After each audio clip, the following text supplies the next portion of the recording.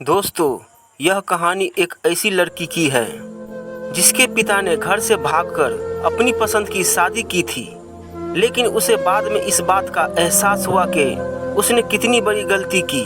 उस लड़की की मां ने अपने जिगर के टुकड़े को किस तरह दरिंदों के सामने कुछ पैसों के लिए फेंका और किस तरह उसे वैश्या बनाने पर मजबूर किया।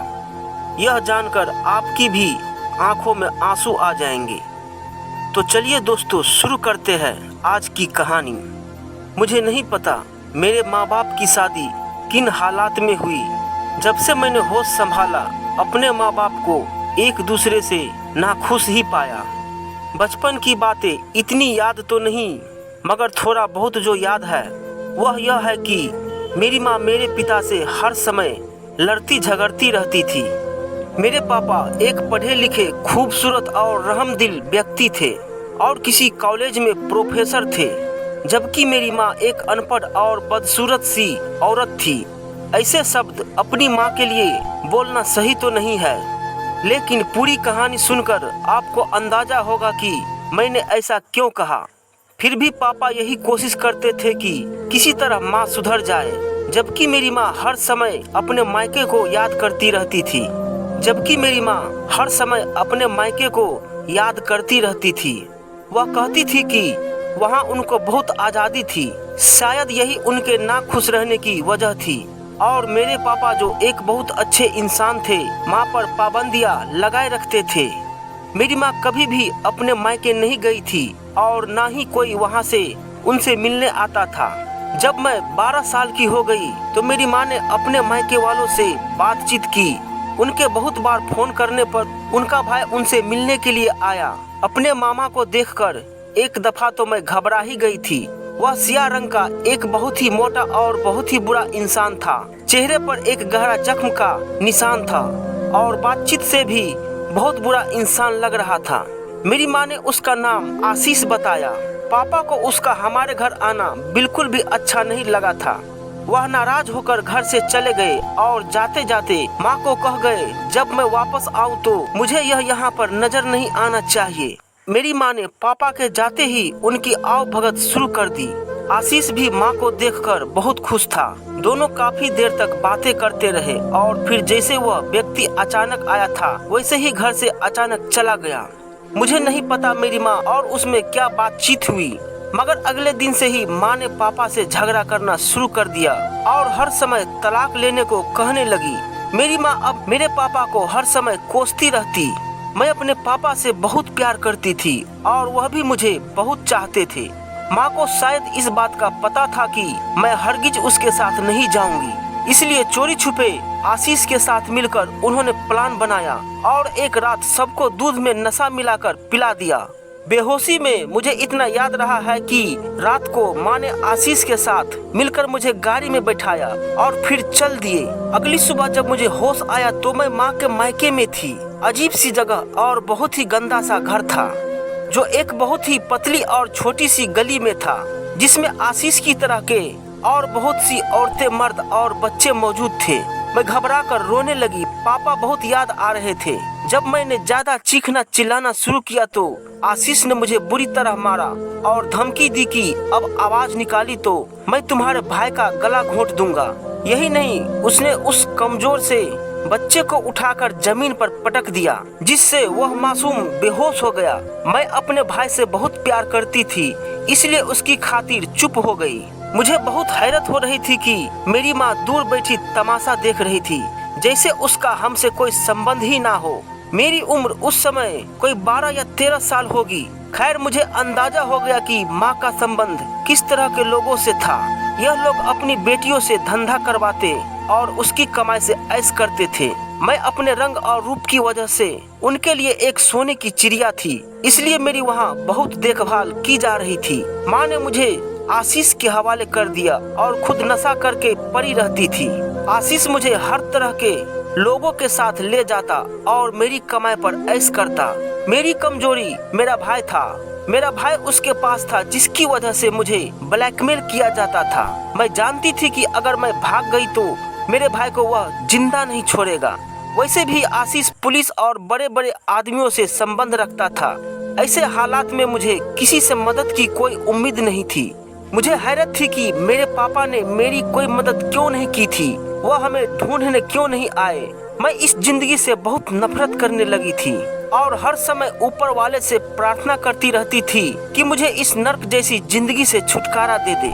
ऊपर वाले ने मेरी प्रार्थना सुन ली। हुआ यूं कि एक दिन मेरी माँ ने मुझे संदूक से कपड़े निकालने को कहा। मैंने संदूक खोला तो उसमें एक पुरानी सी एल्बम पड़ी थी जिसमें मेरी पापा की तस्वीर थी। मैंने वह तस्वीर निकाल कर छुपा ली और वॉशरूम जाकर उस तस्वीर को देखकर बहुत रोती रही। मेरे आंसुओं से वह तस्वीर भीग गई और तस्वीर के भीगने से उस पर लिखा हुआ एक टेलीफोन नंबर सामने आ गया जिसकी स्याही मिट चुकी थी, लेकिन पेन के दबाव से पढ़ने वाले निशान अभी बाकी थे। मैंने वह नंबर याद कर लिया और अपने पापा की वह तस्वीर छुपा ली। अब मैं इस इंतजार में रहने लगी कि इस नंबर पर कॉल करूं और देखूं कि आखिर यह किसका नंबर है। एक दिन मुझे मौका मिल ही गया। आशीष एक व्यक्ति को लेकर आया। वह शराब के नशे में धुत था। मेरे पास आते ही वह सो गया। उसका मोबाइल उसके हाथ में था। मैंने वह नंबर मिलाया तो दूसरी तरफ किसी बूढ़ी औरत ने फोन उठाया। मैंने अपने पापा का नाम लेकर रोना शुरू कर दिया। उन्होंने मुझसे पूछा कि आप जिसका नाम ले रही है वह आपके कौन है। मैंने बताया कि वह मेरे पापा है। इतने में उस औरत की आवाज भारी सी हो गई और उन्होंने फोन किसी आदमी को दे दिया। उस आदमी ने बड़े प्यार से मुझसे कहा कि बेटी तुम किस जगह हो। मुझे उस जगह के बारे में जितना पता था मैंने बता दिया। उसने मुझसे कहा कि यह बात किसी को पता नहीं चलनी चाहिए कि तुम्हारी हम लोगों से कोई बात हुई है। उसके बाद टेलीफोन बंद हो गया। मुझे डर था अगर सुबह यह बात आशीष को पता चली तो क्या होगा। सुबह होते ही मेरे कमरे का दरवाजा जोर जोर से बजने लगा। मैंने घबराकर दरवाजा खोला तो आशीष और मेरी माँ की दुख भरी शक्ल नजर आई। उन्होंने मुझे जल्दी से पीछे दरवाजे से निकालने को कहा। जैसे ही हम पिछले दरवाजे पर पहुंचे तो गली में पुलिस की गाड़ियां नजर आई। हम वापस पलटे मगर तब तक बहुत देर हो चुकी थी। पुलिस के सिपाही हमारे सर पर पहुंच चुके थे। उन्होंने फौरन मेरी माँ को गिरफ्तार किया और थाने ले गए। वहाँ पर एक बूढ़ी औरत और एक बूढ़ा आदमी मौजूद था। उनका चेहरा मेरे पापा जैसे लग रहा था। मैंने रोना शुरू कर दिया। उस औरत ने फौरन मुझे अपने सीने से लगा लिया और मुझे तसल्ली दी। थानेदार ने हमें फौरन उन दोनों के हवाले कर दिया गया। वह लोग हमें एक आलीशान हवेली में ले आए। हवेली की हर दीवार पर मेरे पापा की जवानी की तस्वीर लगी हुई थी। मेरे पूछने पर उन्होंने बताया कि वह दोनों मेरे दादा दादी थे। मुझे बहुत खुशी हुई कि कोई तो अपना मिला। बाकी की कहानी मुझे बाद में मेरे दादा और दादी ने सुनाई। मेरे पापा एक बहुत अच्छे व्यक्ति थे। किसी बात पर उनका दादा से झगड़ा हुआ तो उन्होंने घर छोड़ दिया। जिद्दी इतने थे कि फिर बात तक ना की। मेरे दादा ने उन्हें बहुत ढूंढा मगर कामयाब ना हुए।